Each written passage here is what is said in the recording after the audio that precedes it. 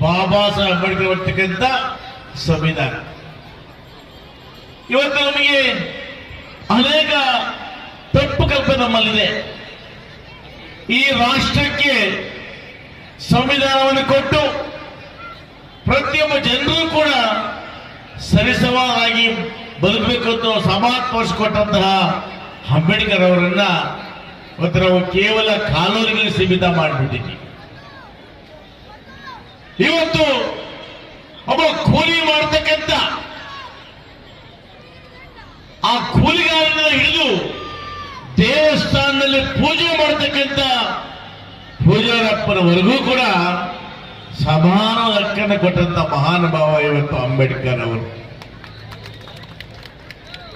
ಇವತ್ತು ನೋಡಿ, ಕೇವಲ ಕೆಲವು ಪೂಜಾರು ಕೂಡ ಇವತ್ತು, ಬ್ರಾಹ್ಮಣರು ಕೂಡ ಇವತ್ತು ಸಂವಿಧಾನದ ಹಕ್ಕುಗಳು. ಆ ದೇವಸ್ಥಾನದಲ್ಲಿ ಪೂಜೆ ಮಾಡಬೇಕಾದ್ರೆ ನಿಮ್ಮದೇ ತಸ್ತೀಕರಣ, ನಿಮಗೆ ಪೆನ್ಷನ್ನು, ನಿಮಗೆ ಸಂಬಳ, ಜೊತೆಗೆ ನೀವು ಜೀವನ ಮಾಡಲಿಕ್ಕೆ ದೇವ ಇನಾಮದ ಜಮೀನುಗಳು.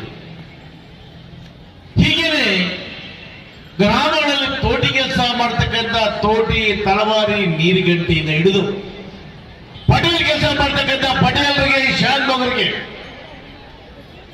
ಸರ್ವ ಜನಾಂಗ ಕೂಡ ಸಂವಿಧಾನದಲ್ಲಿ ಅವಕಾಶಗಳು ಮಾಡ್ಕೊಂಡಿದ್ದಾರೆ ಅಂಬೇಡ್ಕರ್ ಅವರು.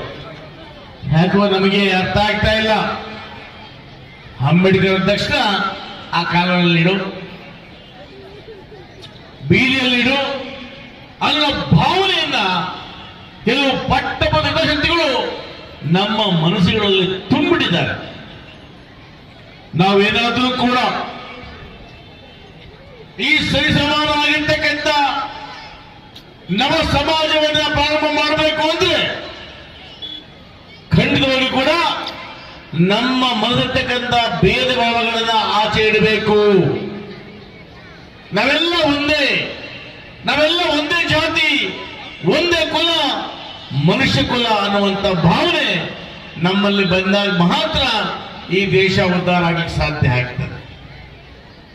ಗೌರವಾನ್ವಿತ ಬಾಬಾ ಸಾಹೇಬ್ ಅಂಬೇಡ್ಕರ್ ಅವರು ಸಂವಿಧಾನವನ್ನು ಬರೆದಿದ್ದಕ್ಕೆ ಅವರ ಜೀವನವನ್ನ ಮುಡುಪಾಗಿಟ್ಟು ಒಂದು ಮೇಣದ ಬತ್ತಿಯಲ್ಲಿ ಇಡೀ ಪ್ರಪಂಚಕ್ಕೆ ಬೆಳಕನ್ನು ಕೊಟ್ಟು ಅವರ ಜೀವನವನ್ನ ಕರಗಿಸಿ ಅನಾರೋಗ್ಯವನ್ನು ತಂದುಕೊಟ್ಟು ನಮಗೆಲ್ಲ ಭವಿಷ್ಯವನ್ನು ಕೊಟ್ಟಂತ ಅಂಬೇಡ್ಕರ್ ಸಂವಿಧಾನ ಬರೆದ್ರಲ್ಲ, ಆ ಸಂವಿಧಾನಕ್ಕೆ ಒಂದು ಅರ್ಥ.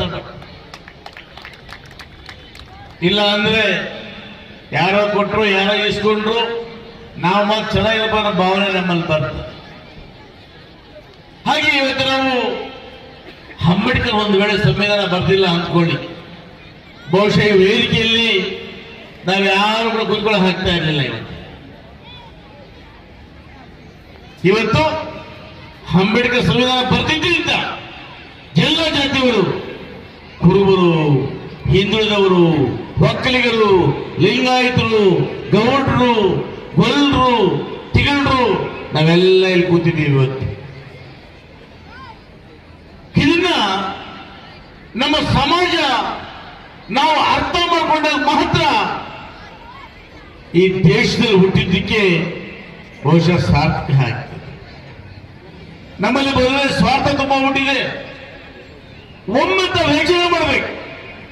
ಬರೀ ದೇಶ ನಮಗೆ ಏನು ಮಾಡಿದೆ ಅನ್ನೋದನ್ನು ಬಿಟ್ಟು ನಾನು ಈ ದೇಶದ ಪ್ರಜೆಯಾಗಿ ಈ ಸಮಾಜಕ್ಕೆ ಯಾವ ಕೊಡುಗೆಯನ್ನು ಕೊಟ್ಟಿದ್ದೇನೆ ಅಂತೇಳಿ ನಾವು ಒಮ್ಮೆ ನಮ್ಮ ಹಿಡಿಗೆ ನೋಡಬೇಕಾಗ್ತದೆ.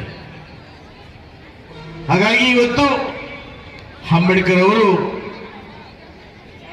ಇವತ್ತೇನು ಅವರ ಸಂವಿಧಾನ ಬರೆದಿದ್ದರಿಂದ ಇವತ್ತು ಭಾರತ ದೇಶ ಎಲ್ಲಪ್ಪ ಹೋಗಿದೆ ಅಂದ್ರೆ ಮಿಲೆಟ್ ಇಂದ ಮೈಕ್ರೋಟೂರ್ ಹೋಗಿದೆ. ಮಿಲೆಟ್ ಅಂದ್ರೆ ಸಿರಿಧಾನ್ಯಗಳನ್ನು ನಾವು ಬೆಳೀತಾ ಇದ್ದೇವೆ. ಒಂದು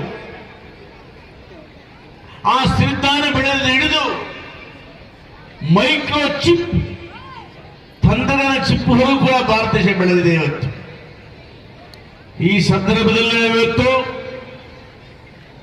ಹಿಂದೂ ದೇಶಗಳು ಸ್ಮರಿಸ್ಕೋಬೇಕಾಗ್ತದೆ. ಇಂದಿರಾ ಗಾಂಧಿನ ಸ್ಮರಿಸ್ಕೋಬೇಕು, ರಾಜೀವ್ ಗಾಂಧಿಯನ್ನವರು ಕೂಡ ಸ್ಮರಿಸ್ಕೋಬೇಕು.